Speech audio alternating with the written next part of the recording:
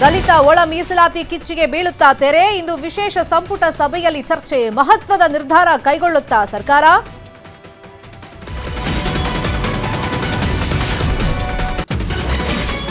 Lung ಸೋಂಕಿನಿಂದ ಬಳಲ್ತಾ ಇದ್ದಾರೆ ಡಿ ಸುಧಾಕರ್. ಕಿಮ್ಸ್ನಲ್ಲಿ ಲಂಗ್ ಟ್ರಾನ್ಸ್ಪ್ಲಾಂಟ್.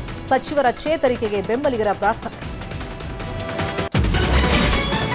ಒಂದೆಡೆ ಬಿಸಿಲು, ಮತ್ತೊಂದು ಕಡೆ ಮಳೆ ಅಲರ್ಟ್. 15 ಜಿಲ್ಲೆಗಳಲ್ಲಿ ಮಳೆಯ ಮುನ್ಸೂಚನೆ. ಗುಡುಗು, ಬಿರುಗಾಳಿ ಸಹಿತ ಮಳೆ ಸಾಧ್ಯತೆ.